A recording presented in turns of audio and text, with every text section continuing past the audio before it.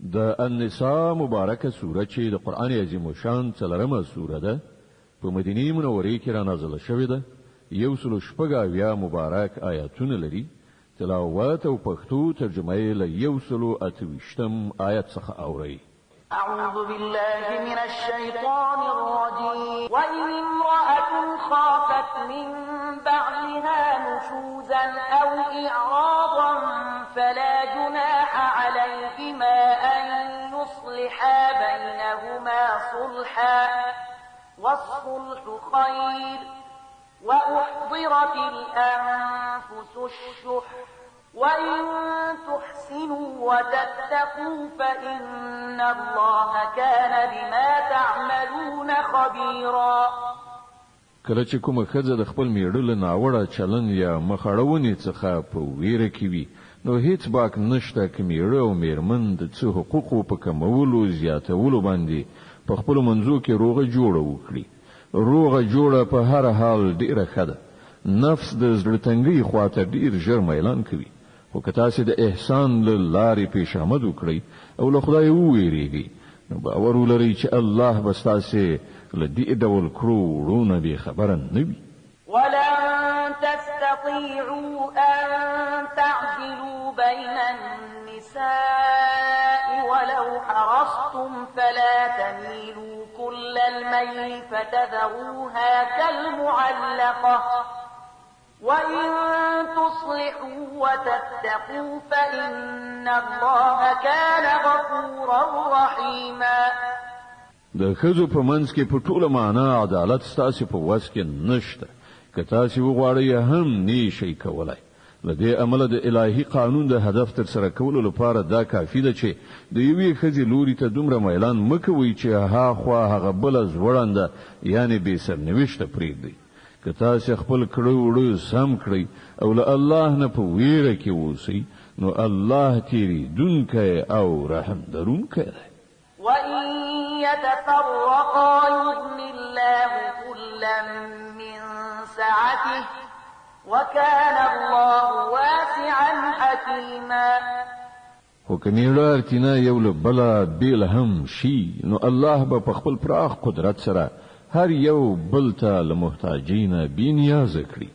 د الله لمن ډیره ارته ده او هغه پوه او لیدونکی دی.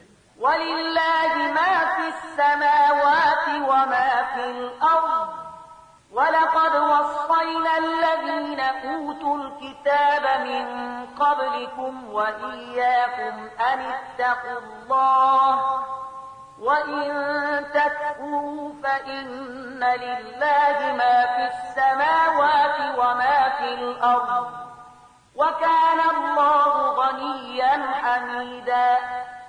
په اسمانونو او ځمکه کې چې هر څه دي ټول د همدې الله دی. له تاسو نه مخکې چې مونږ چاته کتاب ورکړی وو هغو ته مو همدا لارښودنه کړې وه او تاسو ته هم اوس همدا لارښودنه کوو چې د خدای له ویرې سره کار وکړئ. خو که تاسو نه منئ نو مې منئ. د اسمانونو او ځمکې د ټولو شیانو څښتن یوازې الله دی او هغه بې نیازه دی. د هرې ثنا ستاینې مستحق دی. ولله ما في السماوات وما في الأرض وكفى بالله وكيلا. هو د هغو ټولو شیانو چې په اسمانونو او ځمکه کې دي یوازې همدا الله مالک دی او د کارسازي لپاره صرف همغه کافي دی. إن يشأ يذهبكم أيها الناس ويأتي بآخرين وكان الله على ذلك قديرا. که هغه وغواړي نو تاسو به ایسته کړي او تاسو پر ځای به نور خلک راولي او هغه په دې پوره برلاسه دی. من كان يريد ثواب الدنيا فعند الله ثواب الدنيا والآخرة وكان الله سميعا بصيرا. څوک چې صرف د دنیا د ثواب غوښتونکی وي هغه ته دې دا څرګندوي چې له الله سره د دنیا ثواب هم شته او د آخرت ثواب هم او الله اوریدونکی او د هر څه لیدونکی دی. يا أيها الذين آمنوا كونوا قوامين بالقسط شهداء لله ولو على أنفسكم أو الوالدين والأقربين إن يكن غنيا أو فقيرا فالله أولى بهما فلا تتبعوا الهوى أن تعدلوا وإن تلووا أو تعرضوا فإن الله كان بما تعملون خبيرا. اے مؤمنان، د عدالت لمبرداران او د خدای لپاره شاهدان اوسئ. که څه هم چې ستاسو د عدالت کولو او شاهدۍ زیان په خپل تاسو یا ستاسو مور او پلار یا ستاسو خپل خپلوانو ته راځي کیږي هم د معاملې لوري شتمن وي او که بې وزله، الله له تاسو نه زیات د هغه خیر غوښتونکی دی. په دې اساس د خپل نفسي غوښتنو د پیروي له امله عدالت مه پرېږدئ. او که تاسو ګډې وډې وایاست یا له رښتیا ویلو نه ډډه وکړئ، نو وپوهیږئ چې تاسو چې څه کوئ الله پرې خبر دی. يا أيها الذين آمنوا بالله ورسوله والكتاب الذي نزل على رسوله والكتاب الذي أنزل من قبل ومن يكفر بالله وملائكته وكتبه ورسله واليوم الآخر فقد ضل ضلالا بعيدا. اے مؤمنان، په الله او پر رسول او په هغه کتاب ایمان راوړئ چې الله پر خپل پیغمبر باندې نازل کړی دی، او په هر هغه کتاب چې لدینه مخکې هغه نازل کړی دی. چا چې الله د هغه له پرښتو، د هغه له کتابونو، د هغه له رسولانو او د آخرت له ورځې نه انکار وکړ، هغه په گمراهۍ کې سرګردان ډیر لرې لاړ. إن الذين آمنوا ثم كفروا ثم آمنوا ثم كفروا ثم ازدادوا كفرا لم يكن الله ليغفر لهم ولا ليهديهم سبيلا.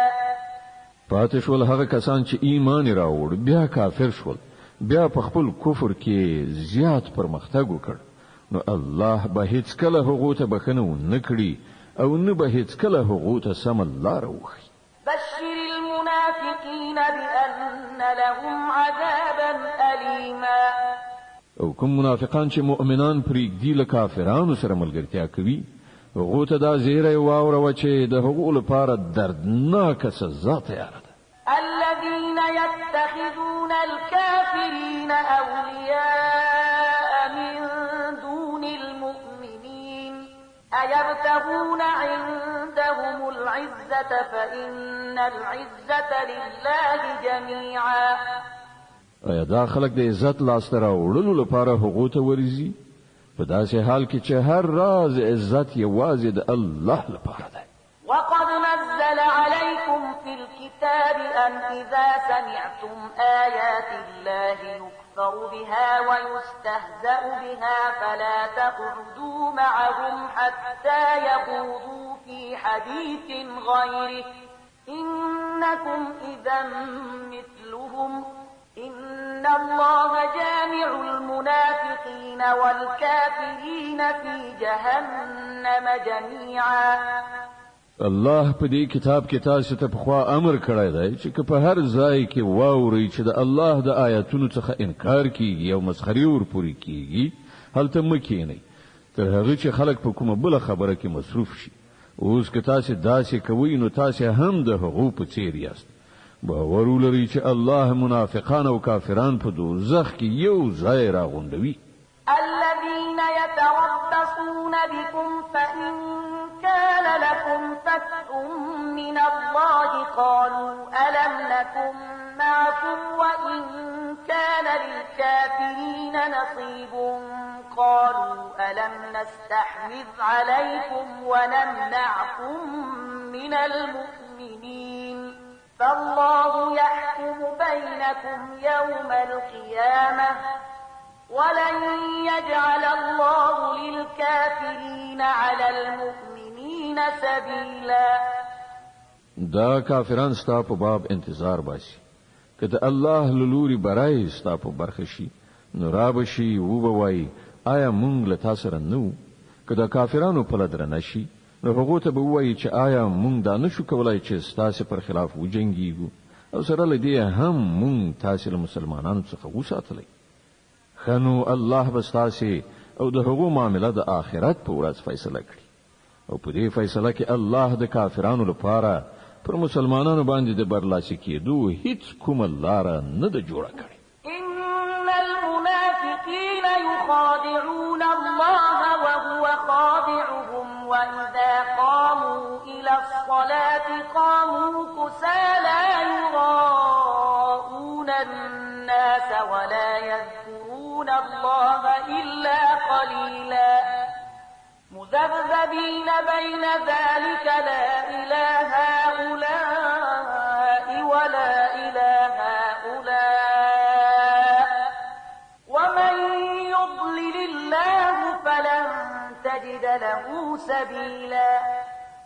دا منافقان له الله سره د غلونې کار کوي په داسې حال کې چې په حقیقت کې الله غوي په غلیدنه کې غورځولې دي.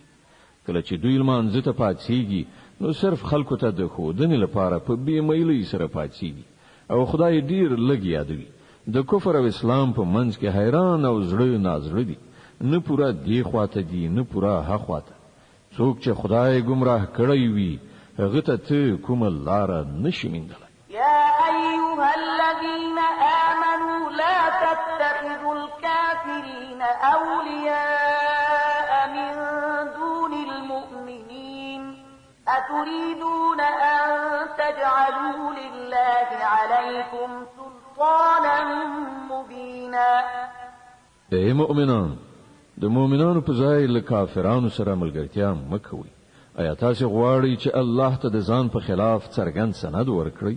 إن المنافقين في الدرك الأسفل من النار ولن تجد لهم نصيرا. باور ولرئ چې منافقان به د دوزخ تر ټولو لاندنۍ طبقې ته لاړ شي او ته به هیڅوک د هغوی مرستندوی ونه مومي. إلا الذين تابوا وأصلحوا واعتصموا بالله وأخلصوا دينهم لله فأولئك مع المؤمنين وسوف يؤتي الله المؤمنين أجرا عظيما.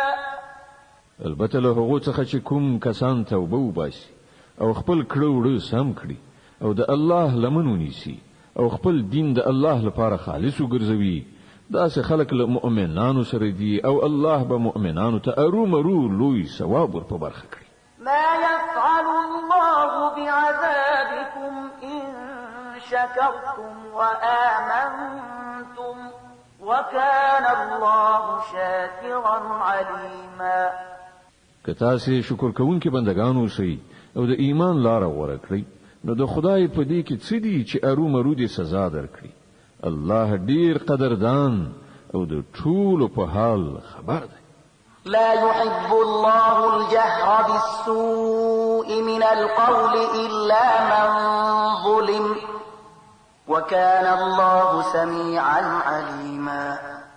الله دا نه خوښوي چې انسان په بده وینا خوله پرانیزي مګر دا چې په یو چا ظلم شوی وي او الله دا هر څه اوریدونکی او په هر څه پوهیدونکی دی. النساء چې د قرآن عظیم شان 3 سوره ده په مدینه منوره کې را نازله شوې ده.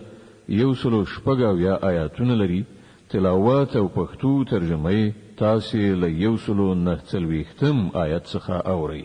إن تبدوا خيرا أو تخفوه أو تعفوا عن سوء فإن الله كان عفوا قديرا. که هم د مظلومیت په صورت کې تاسو د بل وینا حق لرئ، خو که تاسو په ښکارا او په پټه کې غنه کوي یا لکتر لګا له بدین سترګې پټې کړئ نو د الله هم دا صفت دی چې هغه ستر بخونکی دی په داسې حال کې چې په سزا ورکولو پورا قادر دی. إن الذين يكفرون بالله ورسله ويريدون أن يفرقوا بين الله ورسله ويقولون نؤمن ببعض ونكفر ببعض ويقولون نؤمن ببعض ونكفر ببعض ويريدون أن يتخذوا بين ذلك سبيلا أولئك هم الكافرون حقا وأعتدنا للكافرين عذابا مهينا. کوم خلق چې په الله او د هغه په پیغمبرانو کافر کیږي او غواړي چې د خدای او د هغه د پیغمبرانو په منځ کې توپیر وکړي او وایي چې مونږ به ځینې ومنو او ځینې به ونه منو او د کفر او ایمان په منځ کې د یوې لارې د ویستلو اراده لري، هغوی ټول پاخه کافران دي او د داسې کافرانو لپاره مونږ هغه عذاب تیار کړی چې د هغو رسوا کوونکی او سپکوونکی به وي. والذين آمنوا بالله ورسله ولم يفرقوا بين أحد منهم أولئك سوف يؤتيهم أجورهم وكان الله غفورا رحيما. د دې پر خلاف کوم کسان چې الله او د هغه ټول پیغمبران ومني او د هغو ترمنځ توپیر ونه کړي، هغو ته به مونږ رومرو د هغو ثواب ورکړو او الله ډیر لوی تیریدونکی او رحم کوونکی دی. يسألك أهل الكتاب أن تنزل عليهم كتابا من السماء فقد سألوا موسى أكبر من ذلك فقالوا أرنا الله جهرة فأخذتهم الصاعقة بظلمهم ثم اتخذوا العجل من بعد ما جاءتهم البينات فعفونا عن ذلك وآتينا موسى سلطانا مبينا. دا اهل کتاب کنن له تا څخه غوښتنه کوي چې له اسمان څخه کومه لیکنه پر هغو نازله کړه، نو له دې نه ډېرې غټې مجرمانه غوښتنې دوی مخکې له موسی څخه کړي. هغه ته دوی ویلي و چې مونږ ته په څرګند ډول خدای راوښیه او د همدې سرکشي له امله په ناڅاپي توګه پرې تندر رالوېدلی.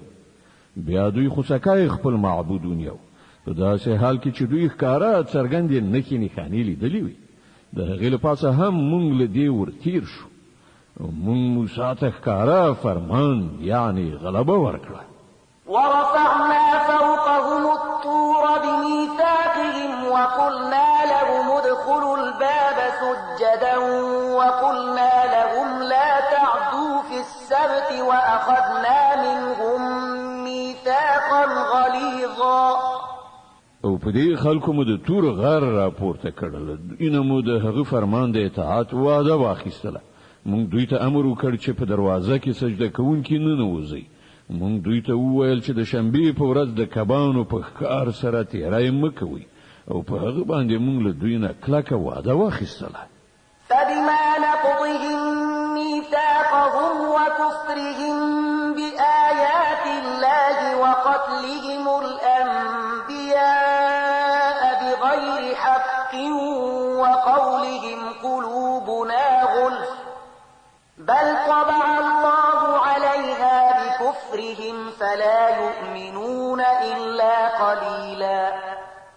په پای کې د دوی د وعدې ماتولو له امله او له دې کبله چې دوی د الله آیاتونه دروغ وګڼل او یو شمیر پیغمبران په ناحقه ووژل او تر دې پورې وویل چې زموږ زړونه پوښل شوي دي. په داسې حال کې چې په حقیقت کې د دوی د باطل پرستیو په سبب الله د دوی په زړونو مهر لګولی دی او له همدې امله دوی ډیر لږ ایمان راوړي. وبكفرهم وقولهم على مريم بهتانا عظيما وقولهم إنا قتلنا المسيح عيسى ابن مريم رسول الله وما قتلوه وما صلبوه ولكن شبه لهم وإن الذين اختلفوا فيه لفي شك منه ما لهم به من علم إلا اتباع الظن وما قتلوه يقينا بل رفعه الله إليه وكان الله عزيزا حكيما. بیا په خپل کفر کې دومره پرمختګ وکړ چې پر مریم یې غټ بهتان ولګاو او په خپل ویل چې مونږ د الله پیغمبر مسیح عیسی بن مریم وژلای دی.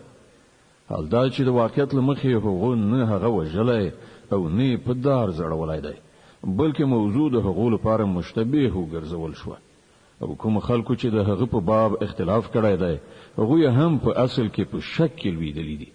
له هغه سره په دې باره کې هیڅ علم نشته دی، صرف د ګمان پیروي ده. هغه په یقیني توګه مسیح نه دی وژلای، بلکې الله هغه خپل لوري ته اوچت کړ. الله ډیر زیات زورور او د حکمت څښتن دی. وَإِن مِّنْ أَهْلِ الْكِتَابِ إِلَّا لَيُؤْمِنَنَّ بِهِ قَبْلَ مَوْتِهِ وَيَوْمَ الْقِيَامَةِ يَكُونُ عَلَيْهِمْ شَهِيدًا. او له اهل کتابونو به هیڅوک داسې نوي چې د هغه مرګ نه مخکې پر هغه ایمان را نوړي او د قیامت په ورځ به هغه پر هغه شاهدي وایي. فبظلم من الذين هادوا حرمنا عليهم طيبات أحلت لهم وبصدهم عن سبيل الله كثيرا وأخذهم الربا وقد نهوا عنه وأكلهم أموال الناس بالباطل وأعتدنا للكافرين منهم عذابا أليما. لنډه دا چې د دې يهودي ګرځیدونکو د همدې ظالمانه چارچلن پر اساس او په دې اساس چې دوی د خدای له لارې څخه ډیر زیات منکول کوي او سود اخلي چې له هغه نه دوی منکړای شوی او په ناروا توګه د خلکو مالونه خوري. موږ پر دوی زیاتره هغه پاک شیان حرام کړل چې مخکې ورته حلال او کوم خلک چې له دوی څخه کافران دي د هغو لپاره موږ دردناک عذاب تیار کړی دی. لكن الراسخون في العلم منهم والمؤمنون يؤمنون بما أنزل إليك وما أنزل من قبلك والمقيمين الصلاة والمؤتون الزكاة والمؤمنون بالله واليوم الآخر أولئك سنؤتيهم أجرا عظيما. خو په هغو کې چې څوک د پاخه علم خاوندان دي او ایمان لرونکي دي هغوی ټول پر هغه هدایت ایمان راوړي چې ستا لوري ته نازل کړی شوی دی او په هغه چې له تا څخه مخکې نازل کړی شوی دغه ډول ایمان راوړونکو او د لمانځه او زکات ادا کوونکو او پر الله او د آخرت په ورځ رښتینی عقیده لرونکو خلکو ته به مونږ ارومرو ستر ثواب ور په برخه کړو. إنا أوحينا إليك كما أوحينا إلى نوح والنبيين من بعده وأوحينا إلى إبراهيم وإسماعيل وإسحاق ويعقوب وأوحينا إلى إبراهيم وإسماعيل وإسحاق ويعقوب والأسباط وعيسى وأيوب ويونس وهارون وسليمان وآتينا داود زبورا. اے محمد صلی الله علیه وسلم مونږ ته په همغه شان وحی لګلې ده لکه چې نوح علی السلام او له هغه وروسته پیغمبرانو ته ملګلې و. مونږ ابراهیم علی السلام، اسماعیل علی السلام، اسحاق علی السلام، یعقوب علی السلام، د یعقوب علی السلام زوجات عیسی علی السلام، ایوب علی السلام، یونس علی السلام، هارون علی السلام او سلیمان علی السلام ته وحی ولګله. مونږ داوود ته زبور ورکړ. ورسلا قد قصصناهم عليك من قبل ورسلا لم نقصصهم عليك وكلم الله موسى تكليما.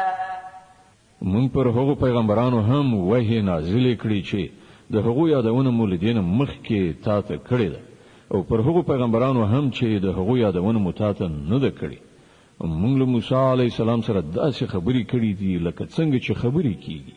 رسلا رسلا مبشرين ومنذرين لئلا يكون للناس على الله حجة بعد الرسل وكان الله عزيزا حكيما.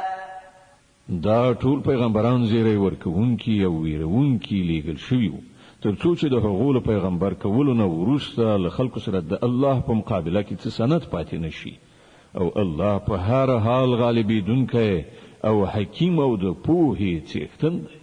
لكن الله يشهد بما أنزل إليك أنزله بعلمه والملائكة يشهدون وكفى بالله شهيدا. که خلک نه مني نو نه دي مني خو الله شاهدي وهي چې هغه پر تا نازل کړی دي په خپل علم سره نازل کړی دي او پر دې پرختیا هم شاهدان دي که څه هم چې د الله شاهد کېدل بیخي کفایت کوي. إن الذين كفروا وصدوا عن سبيل الله قد ضلوا ضلالا بعيدا. کوم خلک چې د دې منلو څخه هم په خپل منکريږي او هم نور د خدای له لارې نه منکوي هغوی په یقیني توګه له حق نه ډیر لري په گمراهۍ کې لویدلي. إن الذين كفروا وظلموا لم يكن الله ليغفر لهم ولا ليهديهم طريقا إلا طريق جهنم خالدين فيها أبدا وكان ذلك على الله يسيرا. په همدې ډول کوم کسانو چې د کفر او سرغړونې لاره غوره کړه او ظلم او تیری ته املا وتړله الله به هیڅ کله هغوی ته بخښنه ونه کړي او هغوی ته به د دوزخ له لارې پرته بله لاره ونه ښیي چې هلته به هغوی تل اوسیدونکي وي. د الله لپاره دا څه ګرانه خبره نه ده. يا أيها الناس قد جاءكم الرسول بالحق من ربكم فآمنوا خيرا لكم وإن تكفروا فإن لله ما في السماوات والأرض وكان الله عليما حكيما. اے خلکو دا پیغمبر تاسو ته ستاسو د رب لوري له حق سره درغلی دی.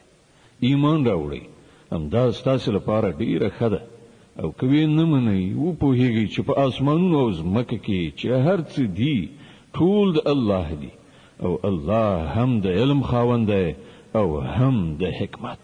يا أهل الكتاب لا تغلوا في دينكم ولا تقولوا على الله إلا الحق إنما المسيح عيسى ابن مريم رسول الله وكلمته ألقاها إلى مريم وروح منه فآمنوا بالله ورسله ولا تقولوا ثلاثة انتهوا خيرا لكم إنما الله إله واحد سبحانه أن يكون له ولد له ما في السماوات وما في الأرض وكفى بالله وكيلا.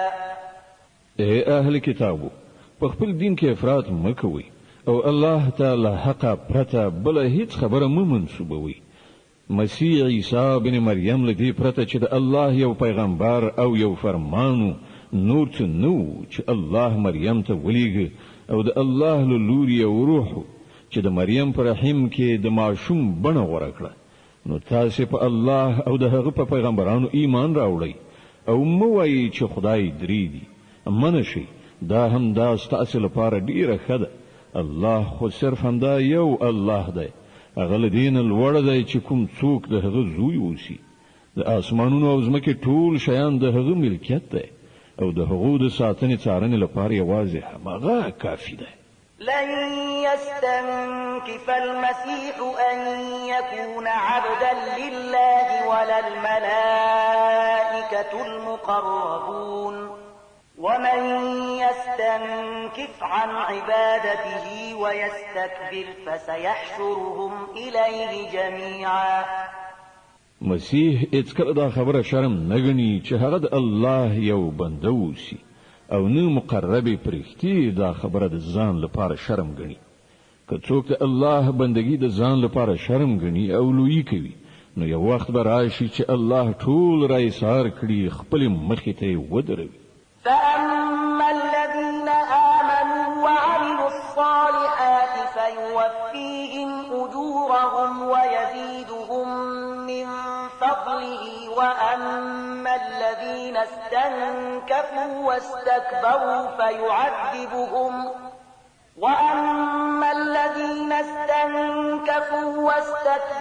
فيعذبهم عذابا أليما ولا يجدون لهم من دون الله وليا ولا نصيرا. په هغه وخت کې به هغه خلک چې ایمان راوړای دی نیک عمل غوړه کړی دی خپل ثوابونه به پوره بشپړ ومومي او الله به د خپل لورین لمخې هغه ته زیات اجر ور په برخه کړي.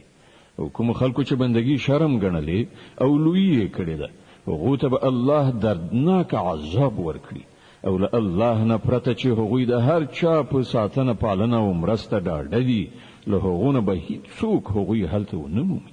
يا أيها الناس قد جاءكم برهان من ربكم وأنزلنا إليكم نورا مبينا. فأما الذين آمنوا بالله واعتصموا به فسيدخلهم في رحمة منه وفضل ويهديهم إليه صراطا مستقيما. اے خلکو ستاسو د رب لوري تاسو ته روښانه دلیل راغلی دی او موږ ستاسو لوري ته داسې روښنايي درلېږلې ده چې تاسو ته په ښکاره څرګنده لارښوونکې ده. اوس چې کوم کسان د الله خبره ومني او د هغه د پناه په لټه کې شي الله به هغوی ته د خپل رحمت او د خپل پیرزوینې او مهرباني په لمن کې ځای ورکړي او خپل لوري ته دراتک به ورته سم لار وښي.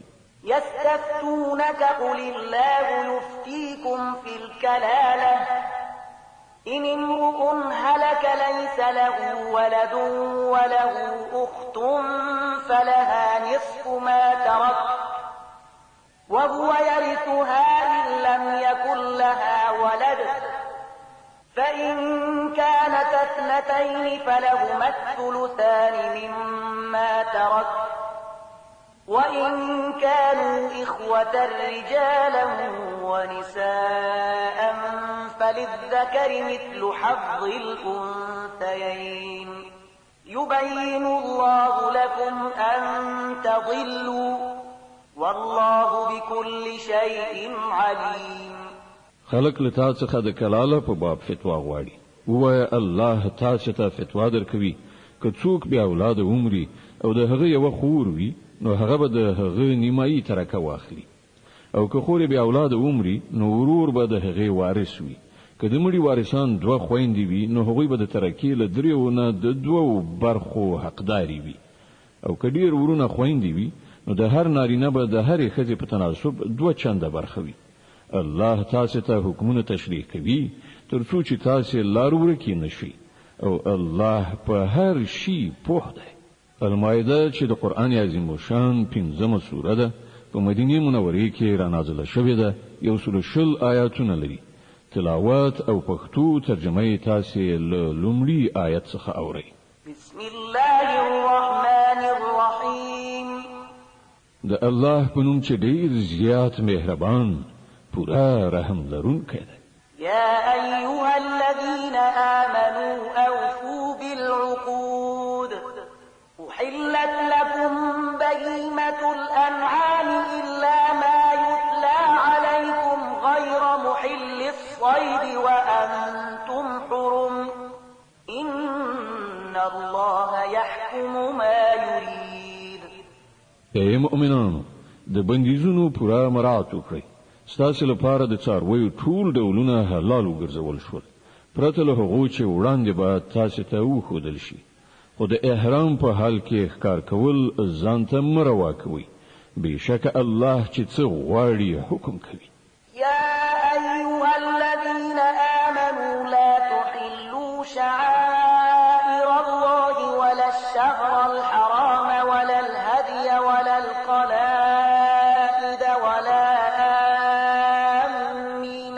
البيت الحرام يبتغون فضلا من ربهم ورضوانا وإذا حللتم فاصطادوا ولا يجرمنكم شنآن قوم أن صدوكم عن المسجد الحرام أن تعتدوا وتعاونوا على البر والتقوى ولا تعاونوا على الإثم والعدوان واتقوا الله إن الله شديد العقاب.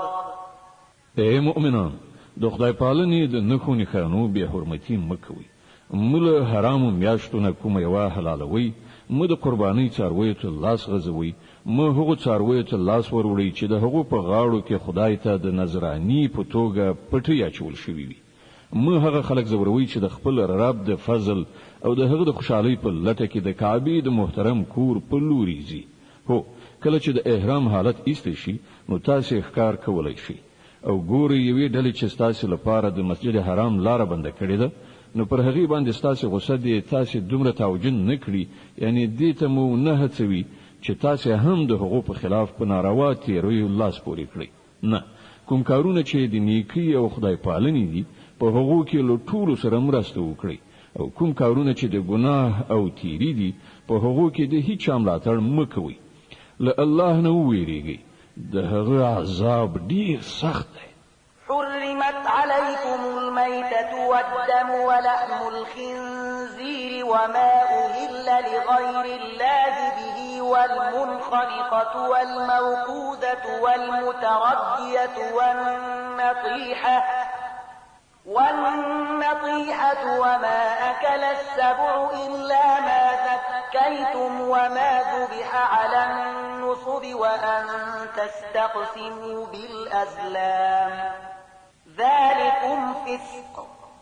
اليوم يئس الذين كفروا من دينكم فلا تخشوهم واخشون اليوم أكملت لكم دينكم وأتممت عليكم نعمتي ورضيت لكم الإسلام دينا فمن اضطر في مخمصة غير متجانف لإثم فإن الله غفور رحيم. پر تاسې حرام کړی شوه مرداره، یعنی د خپل مړ شوي څاروي غوښه او وینه، د خوک غوښه، هغه څاروی چې له خدای پرته د کوم بل چا په نوم ذبح کړی شوی وي، هغه چې په ستوني خفه کېدو، په زخمی کېدو یا له لوړې نه په راغورځېدو مړ شوی وي، یا هغه چې کوم ځناور چیرې کړی وي پرته له هغه چې تاسې هغه ژوندی موندلی او ذبح کړی وي، او هغه څاروی چې د کوم چا په دربار کې ذبح کړی شوی وي. همدارنګه دا هم ستاسې لپاره ناروا ده چې د فال د غشو په وسیله خپل اقبال وګورئ. دا ټول کارونه فسق دي. نن کافران ستاسې د دین لخوا پوره ناامیده شوي دي، نو تاسې له هغو څخه مه ویریږئ، بلکې له ما نه وویریږئ. نن ما ستاسې دین ستاسې لپاره بشپړ کړی دی او خپل نعمت مې پر تاسې پوره کړی دی، او ستاسې لپاره مې اسلام ستاسې د دین په توګه منظور کړی دی. له دې کبله د حلالو او حرامو کوم بندیزونه چې پر تاسې لګول شوي دي د هغو مراعات وکړئ. البته څوک چې له لوږې نه اړو ګرځي، له هغو نه څه شی وخوري بې له دې چې د ګناه خواته یې میلان وي، نو بېشکه چې الله بخښونکی او رحم کوونکی دی. يسألونك ماذا أحل لهم قل أحل لكم الطيبات وما علمتم من الجوارح مكلبين تعلمونهن مما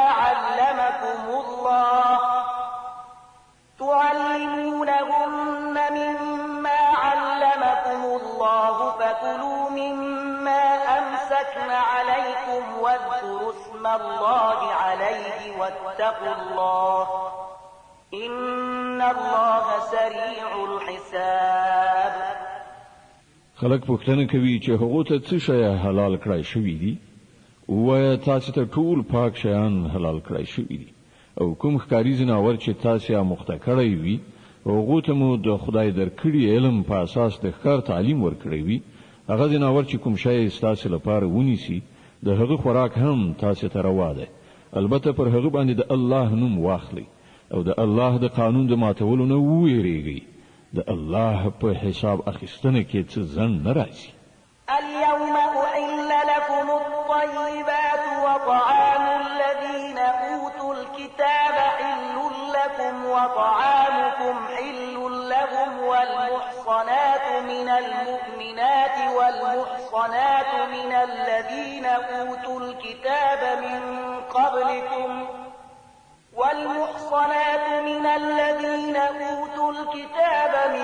قبلكم إذا آتيتموهن أجورهن محصنين غير مسافحين ولا متخذي أخدان ومن يكفر بالإيمان فقد حبط عمله وهو في الآخرة من الخاسرين. نن ستاسو لپاره ټول پاک شیان حلال کړی شوي دي.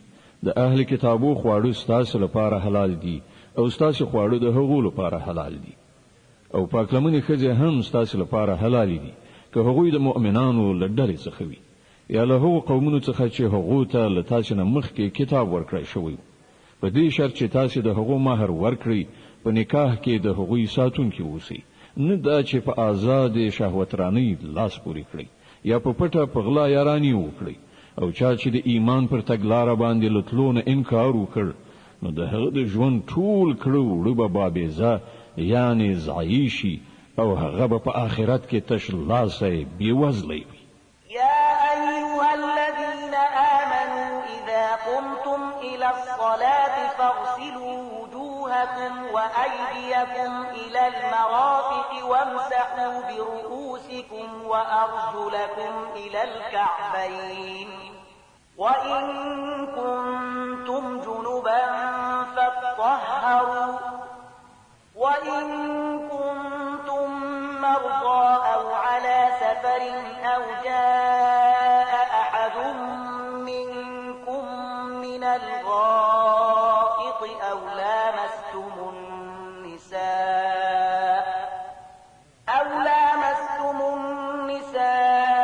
فلم تجدوا ماء فتيمموا صعيدا طيبا فامسحوا بوجوهكم وأيديكم منه ما يريد الله ليجعل عليكم من حرج ولكن يريد ليطهركم وليتم نعمته عليكم لعلكم تشكرون. اے مؤمنان کله چې تاسو د لمانځلو لپاره پاتېږئ نو باید چې خپل مخونه او لاسونه تر څنګلو پورې ووینځئ په سرونو باندې لاسونه راکاږئ او پښې تر پنډکیو پورې ووینځئ که د جنابت په حال کې یاست نو په لمبلو یعنی غسل ځان پاک کړئ که ناروغان یا مسافر یاست یا له تاسو نه کوم څوک له حاجت پوره کولو نه راشي یا تاسو په ښځو لاس لګولی وي او اوبو نه مومئ نو له پاکې خاورې نه کار واخلئ پر هغې لاسونه ووهئ په خپلو مخونو او لاسونو باندې راکاږئ. الله نه غواړي چې ژوند در باندې تنګ کړي خو هغه غواړي چې تاسو ستره کړي او خپل نعمت پر تاسو پوره کړي ښایي چې تاسو شکر ایستونکي شئ. واذكروا نعمة الله عليكم وميثاقه الذي واثقكم به إذ قلتم سمعنا وأطعنا واتقوا الله إن الله عليم بذات الصدور. الله چې تاسو ته کوم نعمت درکړی دی هغه په یاد ساتئ او هغه پوخ لوز او تړون مه هېروئ چې له هغه سره تاسو کړی دی یعنی ستاسو دا وینا چې مونږ واورېدل او اطاعت مو ومان له الله نه وویریږئ الله ان د زړونو په رازونو پوهیږي.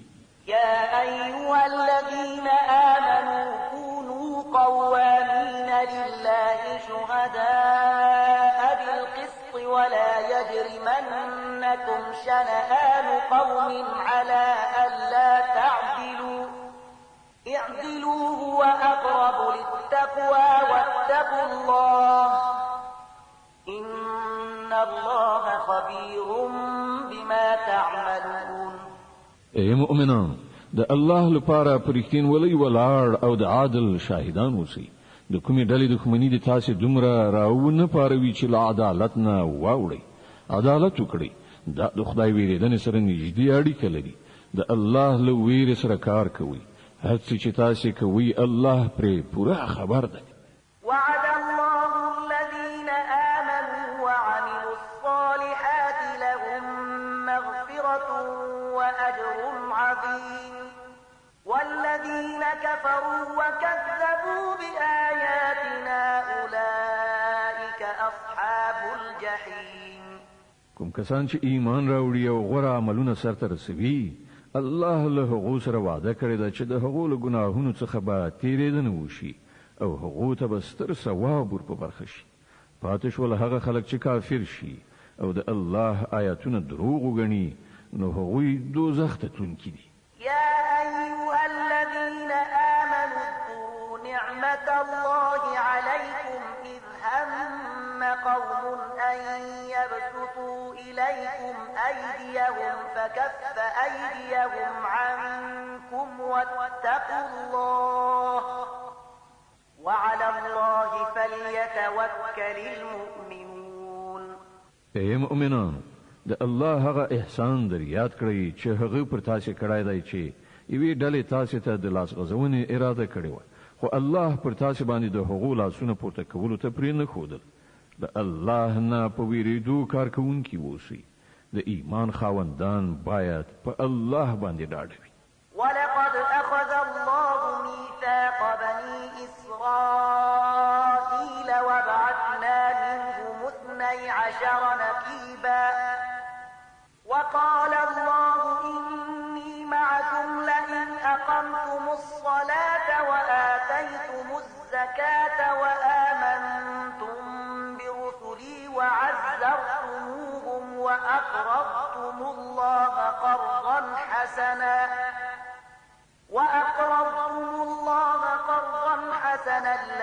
لأكفرن عنكم سيئاتكم ولأدخلنكم جنات تجري من تحتها الأنهار فمن كفر بعد ذلك منكم فقد ضل سواء السبيل الله له بنی اسرائیلونه په خا وعده اخیسته و او په هغو کې 12 نقیبان یعنی وکیلان ټاکلیو او هغه ته ویلی و چې زه له تاسو سره یم که تاسو المنځ برقرار کړ زکات مو ورکړ زما پیغمبران مو ومنل د هغو ملاتړ مو وکړ او خپل خدای ته مو خپور یعنی قرض حسنه ورکړ نو باور ولرئ چې زه به تاسو ناوړتیاوي یعنی ګناهوي له تاسو څخه ایسته کړم او تاسو به داسې باغونو ته نه باسم چې تر هغو لاندې به ویالي بهیږي خو له دې وروسته چې له تاسو نه چا د کفر چلند غوره کړ نو په حقیقت کې هغه سواء السبیل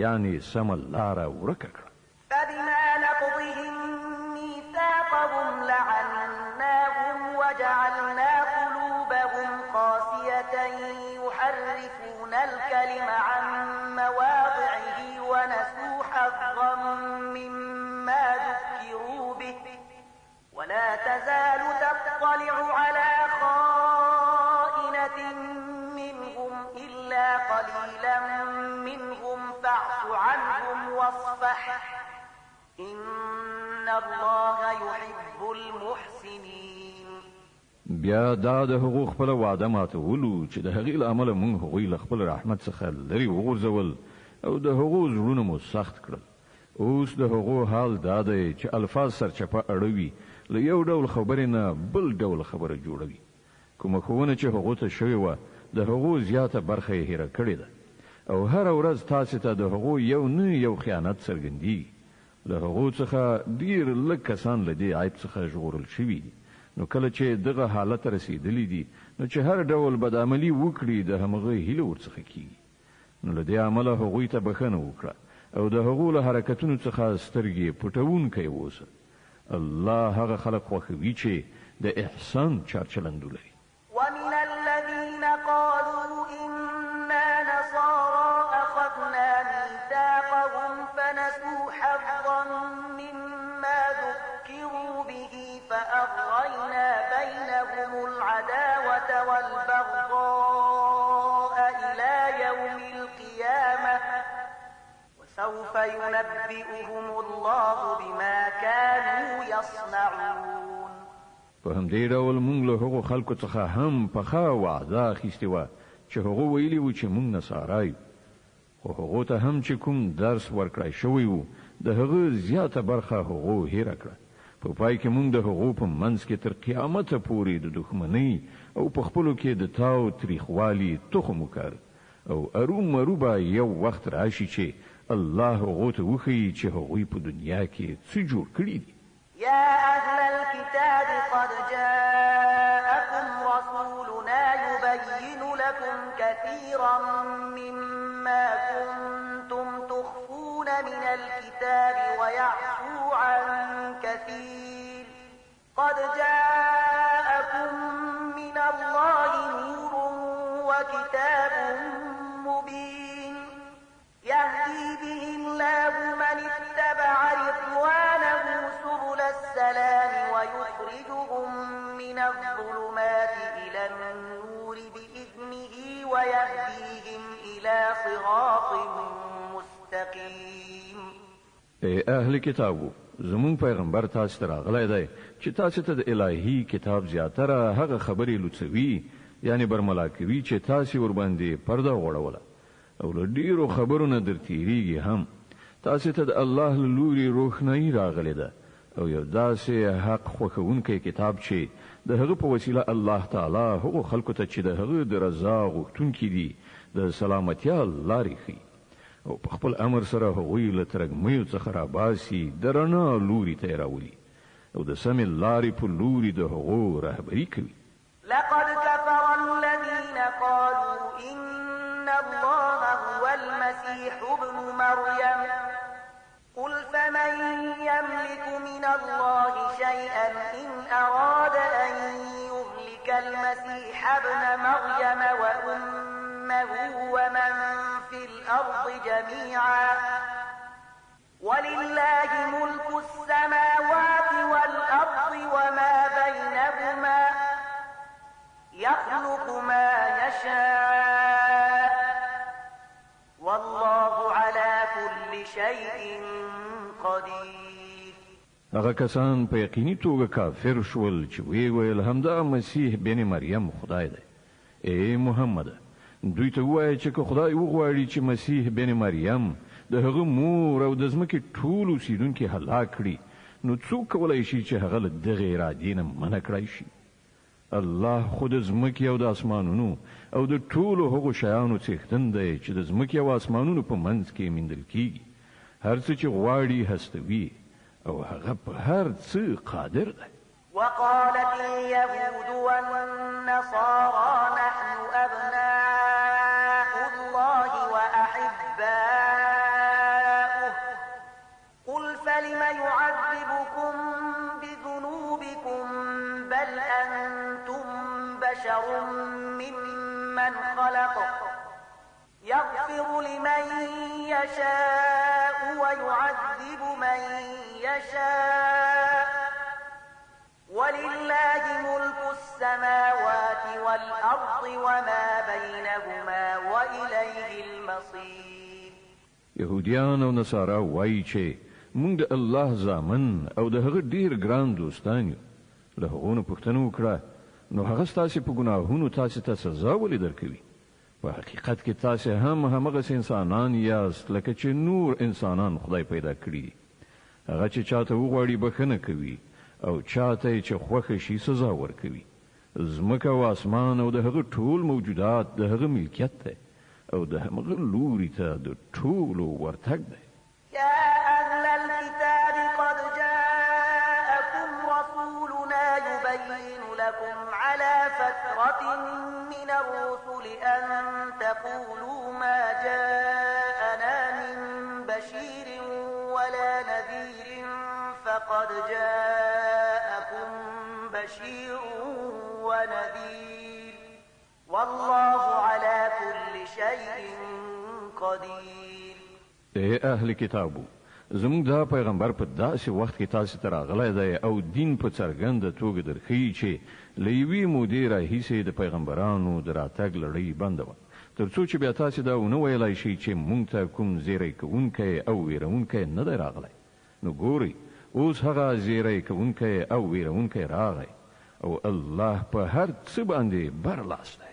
وَإِذْ قَالَ مُوسَى لِقَوْمِهِ يَا قَوْمِ اذْكُرُوا نِعْمَةَ اللَّهِ عَلَيْكُمْ إِذْ جَعَلَ فِيكُمْ أَنْبِيَاءَ وَجَعَلَكُمْ مُلُوكًا وَآتَاكُمْ مَا لَمْ يُؤْتِ أَحَدًا مِنَ الْعَالَمِينَ. په یاد ولرئ کله چې موسی خپل قوم ته ویلي و چې ای زما قومه د الله هغه نعمت در په زړه کړئ چې هغه تاسو ته در په برخه کړی و. هغه په تاسو کې پیغمبران پیدا کړل، تاسو فرمان روایان وګرځولئ او تاسو ته هغه څه درکړل چې په نړۍ کې هیڅ چاته نو ورکړي.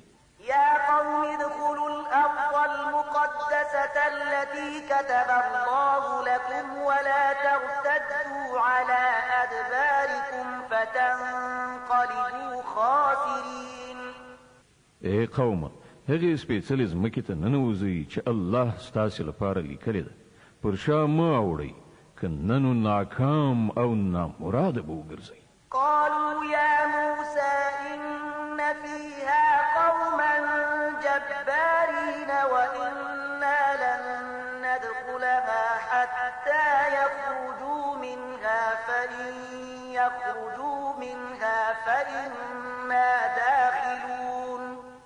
وی په جواب کې وویل ای موسی هلته خو ډیر زورور خلک اوسېږي، موږ به هیڅکله هلته لاړ نشو تر څو چې هغوی له هغه ځایه ونه وځي. هو که هغوی ووتل نو موږ به د ورننوتلو لپاره چمتو یو. قال رجلان من الذين يخافون أنعم الله عليهم ادخلوا عليهم الباب فإذا دخلتموه فإنكم غالبون وعلى الله فتوكلوا إن كنتم مؤمنين. په هغو ویریدونکو کې دوه تنه داسې هم وو چې پر هغو باندې الله خپل نعمت پیرزو کړی. هغوی وویل چې د دې جبارانو د مقابلې لپاره له دروازې نه دننه ورشي. کله چې تاسو دننه ورسیږئ نو تاسو به برلاسي یاست. په الله ډاډه اوسئ که تاسو مؤمنان یئ. قالوا يا موسى إنا لن ندخلها أبدا ما داموا فيها فاذهب أنت وربك فقاتلا إنا هاهنا قاعدون. خو هغوی بیا هم دا وویل چې ای موسی مونږ خو به هلته هیڅکله ورنشو تر څو چې هغوی هلته وي. ته او ستا رب دواړه لاړ شئ او وجنګېږئ، مونږ دلته ناست یو. قال رب إني لا أملك إلا نفسي وأخي فافرق بيننا وبين القوم الفاسقين. موسی وویل ای زما پروردګاره زما په واک کې هیڅ نشته بې زما له خپل ځان او زما له ورور نه، نو ته مونږ له دغو سرکشانو څخه بیل کړه. قال فإنها محرمة عليهم 40 سنة يتيهون في الأرض فلا تأس على القوم الفاسقين. الله جواب ورکړ خنو هغه هیواد تر 40 کلونو پورې پر دوی حرام دی.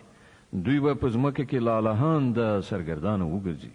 د دې سرکشانو په حالات اندېښمن کېږه مه.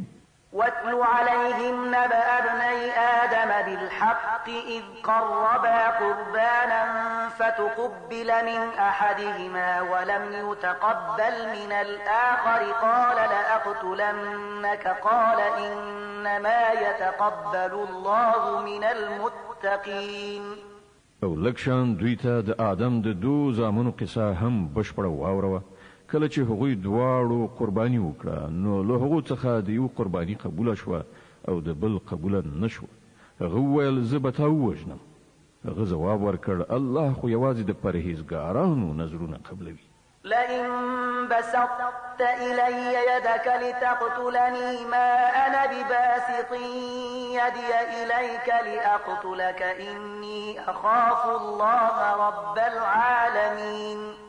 که ته زما د وژلو لپاره لاس پورته کړې نو زه ستا د وژلو لپاره لاس نه پورته کوم، زه له رب العالمین څخه ویریږم.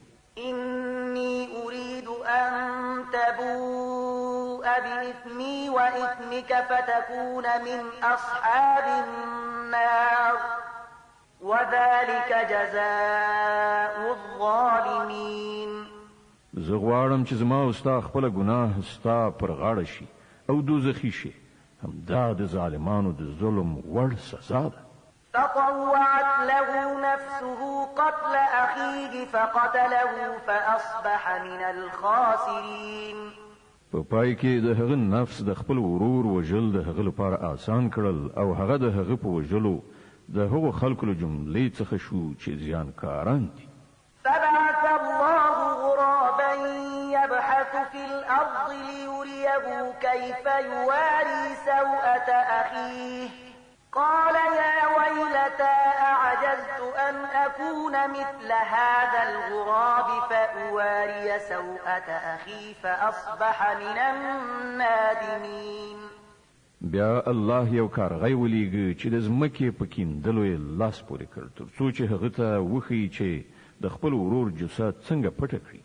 د دې کار په لیدلو هغه وویل افسوس پر ما د دې کارغه په څیر هم ونه شو کړای چې د خپل ورور د جسد د پټولو تدبیر مې کړی وای.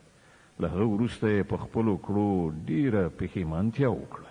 من أجل ذلك كتبنا على بني إسرائيل أنه من قتل نفسا بغير نفس أو فساد في الأرض فكأنما قتل الناس جميعا أنه من قتل نفسا بغير نفس أو فساد في الأرض فكأنما قتل الناس جميعا ومن أحياها فكأنما أحيا الناس جميعا ولقد جاءتهم رسلنا بالبينات ثم إن كثيرا منهم بعد ذلك في الأرض لمسرفون.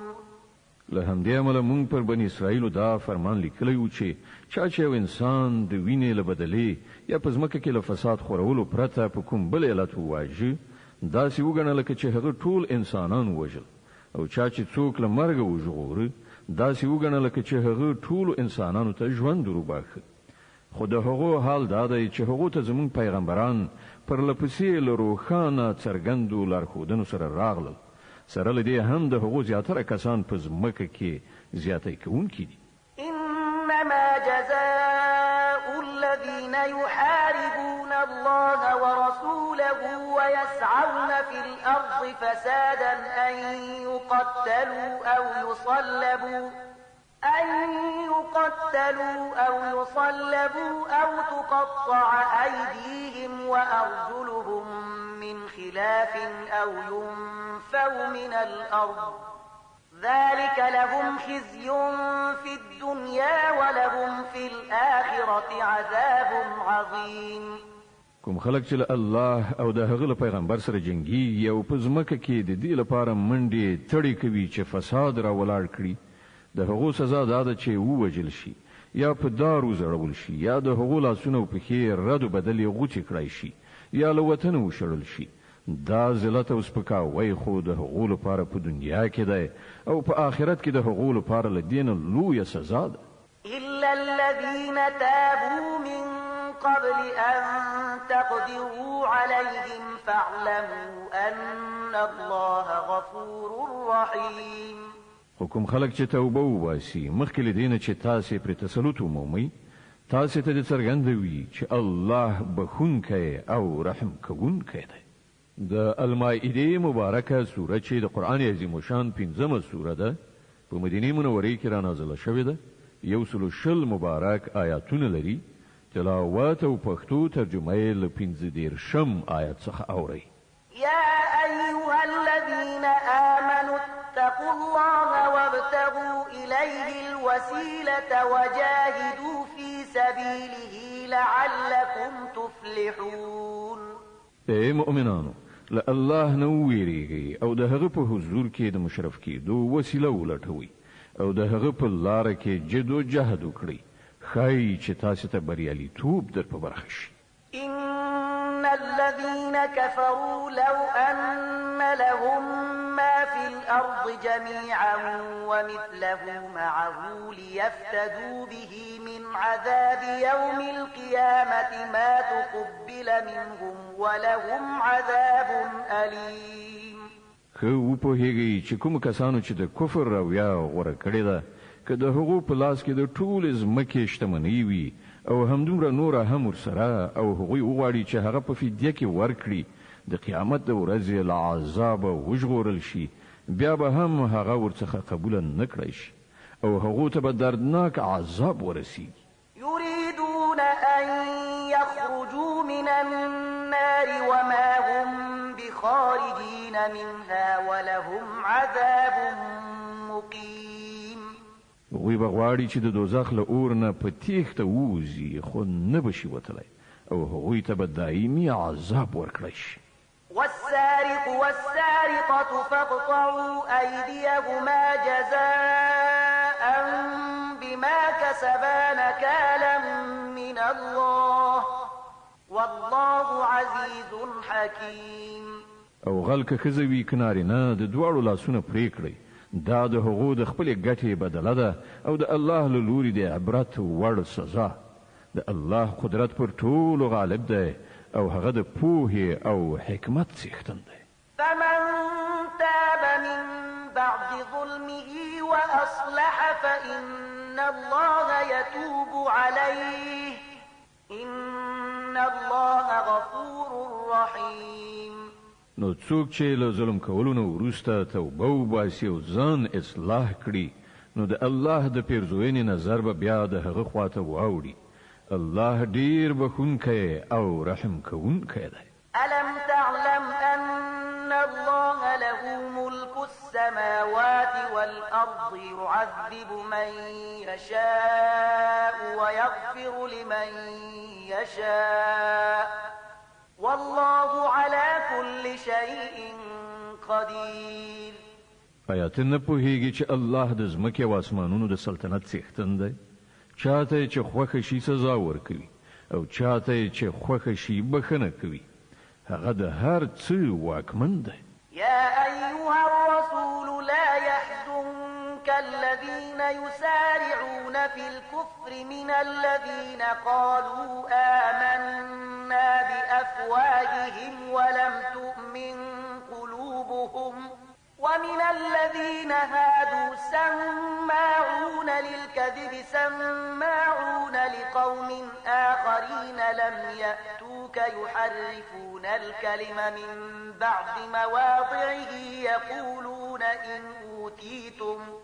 يقولون إن أوتيتم هذا فخذوه وإن لم تؤتوه فاحذروا ومن يرد الله فتنته فلن تملك له من الله شيئا أولئك الذين لم يرد الله أن يطهر قلوبهم لهم في الدنيا خزي ولهم في الآخرة عذاب عظيم.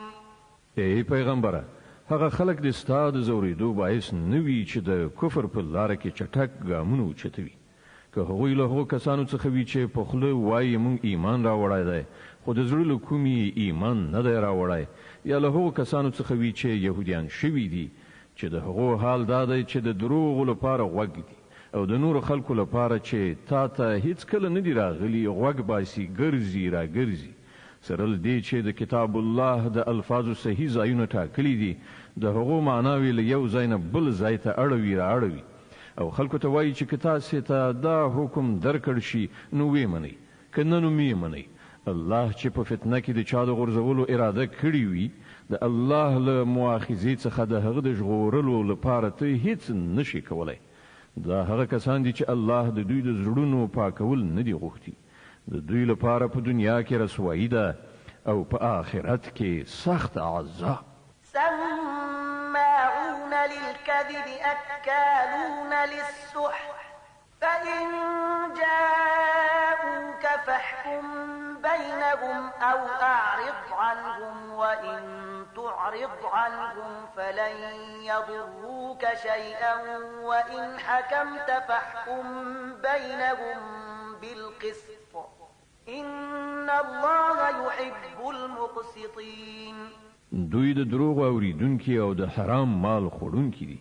نو که دوی تاته د خپل دعوو په وړاندې کولو راشي نو تاته واک درکول کیږي که دې خوښه وي د هغو فیصله وکړه او که نه نو انکار وکړه. که انکار وکړې نو دوی تاته هیڅ زیان نشي رسولی او که فیصله کوي نو د عدالت په اساس وکړه چې الله عدالت کوونکي خوښوي. وكيف يحكمونك وعندهم التوراة فيها حكم الله ثم يتولون من بعد ذلك وما أولئك بالمؤمنين. او دوی ته څنګه فیصله کوونکی ټاکي چې له دوی سره تورات موجود دی په هغه کې د الله حکم لیکل شوی دی او سره له دې هم دوی ورڅخه مخ اړوي. اصلي خبره دا ده چې دا خلک له سره ایمان نه لري. إنا أنزلنا التوراة فيها هدى ونور يحكم بها النبيون الذين أسلموا للذين هادوا والربانيون والأحبار بما استحفظوا من كتاب الله وكانوا عليه شهداء فلا تخشوا الناس واخشوني ولا تشتروا بآياتي ثمنا قليلا ومن لم يحكم بما أنزل الله فأولئك هم الكافرون. مونږ تورات نازل کړل چې په هغه کې لارښوونه او روښنايي وه. ټولو پیغمبرانو چې مسلمانانو د همغه سره سمې د دغو کسانو چارې چې يهوديان شوي وو فیصلې کولې او په همدې شان خدای پالونکو او احبارو یعنی رباني عالمانو هم د فیصلو مدار همغه ټاکلی ځکه چې هغوی ته د الله د کتاب د ساتنې مسؤلیت ور په غاړه شوی او پر هغه باندې هغوی شاهدان. نو اې د يهودو ډلې تاسو له خلکو نه مو ویریږئ بلکې له ما نه ویریږئ او د لګي لګي بدلی اخیستلو په مقابل کې زما د آیتونو پلورل پریږدي.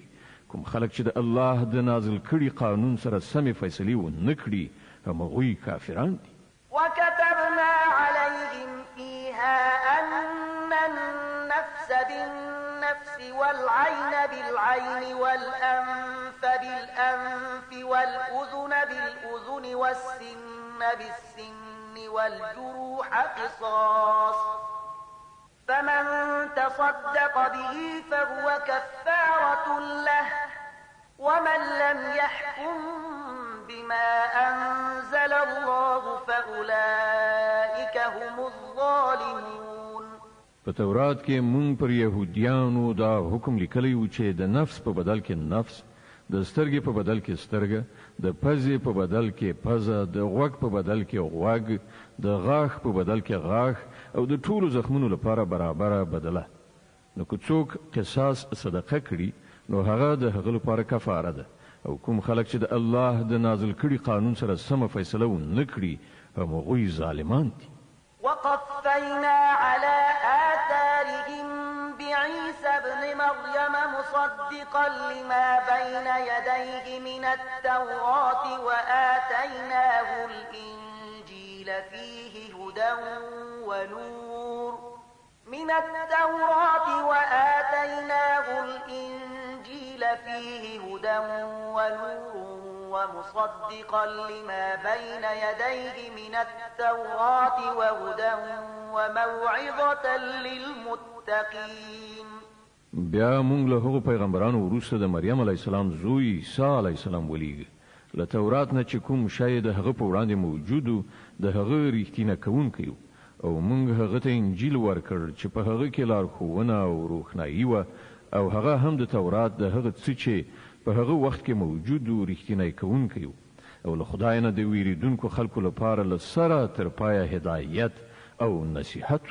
وليحكم أهل الإنجيل بما أنزل الله فيه ومن لم يحكم بما أنزل الله فأولئك هم الفاسقون. زمونږ حکم و چې د انجیل خاوندان دې له هغه قانون سره سمه فیصله وکړي چې الله په هغه کې نازل کړی دی او کوم خلک چې د الله د نازل کړي قانون سره سمه فیصله ونه کړي همغوی فاسقان دي. وأنزلنا إليك الكتاب بالحق مصدقا لما بين يديه من الكتاب ومهيمنا عليه فاحكم بينهم بما أنزل الله ولا تتبع أهواءهم عما جاءك من الحق لكل جعلنا منكم شرعة ومنهاجا ولو شاء الله لجعلكم أمة واحدة ولكن ليبلوكم فيما آتاكم فاستبقوا الخيرات إلى الله مرجعكم جميعا فينبئكم بما كنتم فيه تختلفون. او اے محمد مونږ ته دا کتاب درلېږلی چې په حق راغلی دی او له کتاب څخه چې څه د ده په وړاندې موجود دي د هغو رښتینې کوونکی او د هغو ساتونکی او محافظ دی. نو له دې کبله ته د خدای د نازل کړي قانون سره سمې د خلکو چارې فیصله کړه او کوم حق چې تا ته راغلی دی له هغه نه په مخ اړولو سره د هغو د غوښتنو پیروي مه کوه. موږ له تاسې نه د هر یو لپاره یو شریعت او یوه عملي تګلاره ټاکلې ده. که څه هم چې که ستاسې خدای غوښتلي وای نو تاسې ټول یو امت هم جوړولی شوی، خو هغه دا د دې لپاره وکړل چې څه شی چې تاسې ته درکړي دي په هغه کې تاسې وازمایي. نو په غوره چارو کې یو له بل نه د وړاندې کېدو هڅه وکړئ. په پای کې ستاسې ټولو د خدای لوري ته ورګرځېدل دي. بیا به هغه تاسې ته اصلي حقیقت چې تاسې پکې اختلاف کوئ دروښي. وأن احكم بينهم بما أنزل الله ولا تتبع أهواءهم واحذرهم أن يفتنوك عن بعض ما أنزل الله إليك فإن تولوا فاعلم أنما يريد الله أن يصيبهم ببعض ذنوبهم وإن كثيرا من الناس لفاسقون.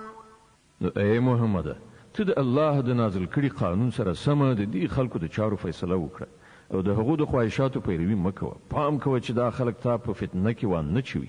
یوه ذره قدر دې هم له هغه هدایت نه اوښتی ونه مومي چې خدای تا ته درلېږلی دی.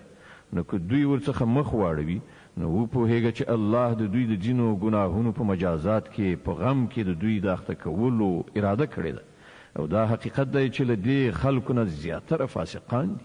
أفحكم الجاهلية يبغون ومن أحسن من الله حكما لقوم يوقنون.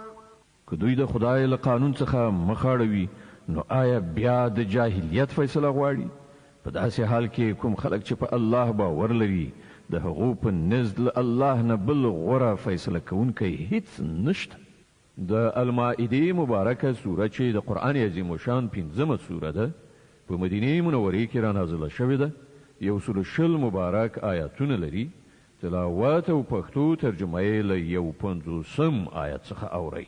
يا أيها الذين آمنوا لا تتخذوا اليهود والنصارى أولياء بعضهم أولياء بعض ومن يتولهم منكم فإنه منهم إن الله لا يهدي القوم الظالمين. اے مؤمنانو، يهوديان او عیسایان خپل ملګری منیسي. دوی په خپل منځو کې سره ملګری دي او کله تاسو نه څوک هغوی خپل ملګری نیسي نو بیا هغه هم په همغو کې شمیرل کی. په دې کې شک نشته چې الله ظالمان له خپل لارښوونې څخه بې برخې کوي. فترى الذين في قلوبهم مرض يسارعون فيهم يقولون نخشى أن تصيبنا دائرة فعسى الله أن يأتي بالفتح أو أمر من عنده فيصبحوا على ما أسروا في أنفسهم نادمين. ته ګوري چې د چا په زړونو کې چې د نفاق ناروغي ده هغوی په همغوی کې په منډو تړو اوړي راوړي وایي موږ ویریږو چې چیرې موږ په کوم غم اخته نشو خو لرې نه ده چې کله الله تاسې ته غوڅ برای در په برخه کړي یا له خپل لوري نه کومه بله خبره څرګنده کړي نو دا خلک به په خپل دغه منافقت کې چې په زړونو کې پټوي پښیمانه وي. ويقول الذين آمنوا أهؤلاء الذين أقسموا بالله جهد أيمانهم إنهم لمعكم حبطت أعمالهم فأصبحوا خاسرين. او په هغه وخت کې به مؤمنان وایي آیا دا همغه خلک دي چې د الله سره په کلکو قسمونو خوړلو یې باور درکوو چې موږ له تاسې سره یو د هغوی ټول عملونه به بېځا یعنې ضایع شول او په پای کې دوی ناکام او نامراده پاتې شول. يا أيها الذين آمنوا من يرتد منكم عن دينه فسوف يأتي الله بقوم يحبهم ويحبونه أذلة على المؤمنين أعزة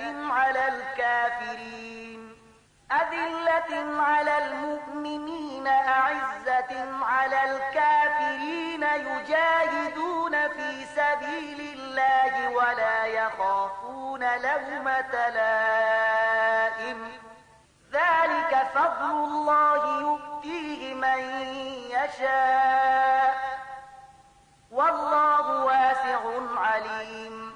اے مؤمنانو کله تاسې نه څوک له خپل دین نه واوړي نو وادي وړي الله به نور ډیر داسې خلک پیدا کړي چې الله ته ګران وي او الله هغوی ته ګران وي چې له مؤمنانو سره به نرمي کوي او پر کافرانو سختی چې د الله په لار کې به جد او جهد وکړي او د هیڅ ملامتونکي له پړې اچولو نه ونه ویریږي. دا د الله فضل دی چاته چې خوښه شي ور په برخه کوي.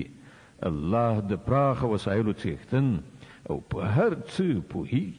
إنما وليكم الله ورسوله والذين آمنوا الذين يقيمون الصلاة ويؤتون الزكاة وهم راكعون ومن يتول الله ورسوله والذين آمنوا فإن حزب الله هم الغالبون. ستاسې ملګري خو په حقیقت کې یوازې الله او د الله پیغمبر او هغه مؤمنان دي چې لمونځونه قایموي زکات ورکوي او د الله په وړاندې سرټیټونکي دي او څوک چې الله او د هغه پیغمبر او مؤمنان خپل ملګري نیسي هغه ته دې څرګندوي چې همدا د الله ډله غالبیدونکې ده.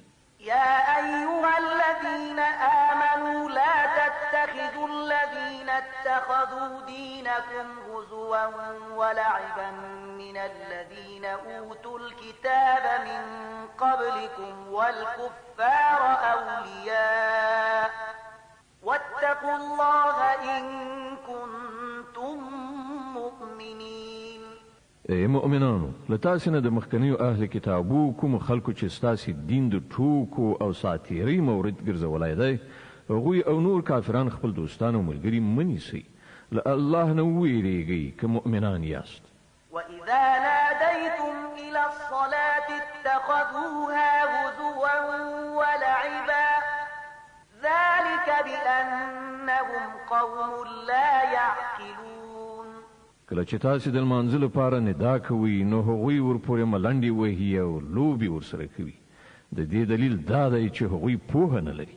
قل يا أهل الكتاب هل تنقمون منا إلا أن آمنا بالله وما أنزل إلينا وما أنزل من قبل وأن أكثركم فاسقون.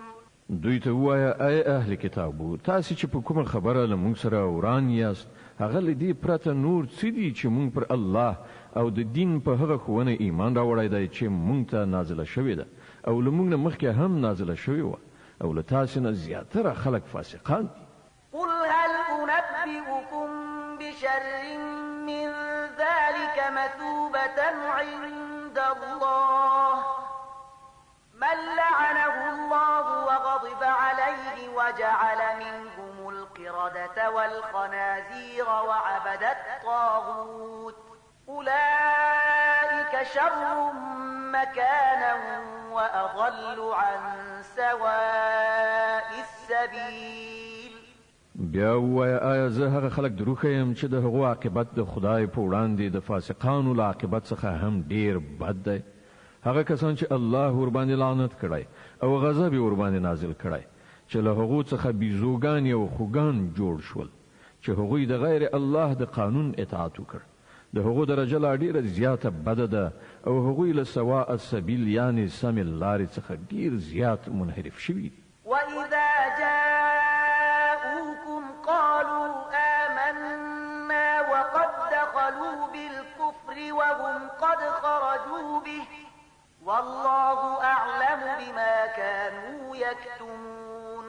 کله چې دوی تاسو ته راځي نو وایي چې موږ ایمان راوړی، حال دا دی چې د کفر سره راغلي او له کفر سره بیرته لاړل او الله ښه پوهیږي چې څه دوی په زړونو کې پټ کړي دي. وترى كثيرا منهم يسارعون في الإثم والعدوان وأكلهم السحت لبئس ما كانوا يعملون. ته ګوري چې له هغو څخه زیاتره خلک د ګناه، ظلم او زیاتی په چارو کې په منډو تړو اوړي راوړي او حرام مال خوري. ډېر ناوړه حرکتونه دي چې دوی کوي. لولا ينهاهم الربانيون والأحبار عن قولهم الإثم وأكلهم السحت لبئس ما كانوا يصنعون. ولی د دوی علما او روحانیون په ګناه باندې دوی له ژبې خوځولو او د حرامو له خوړلو څخه نه منع کوي. په باوري توګه د ژوند ډېره بده کارنامه ده چې هغوی تیاروي.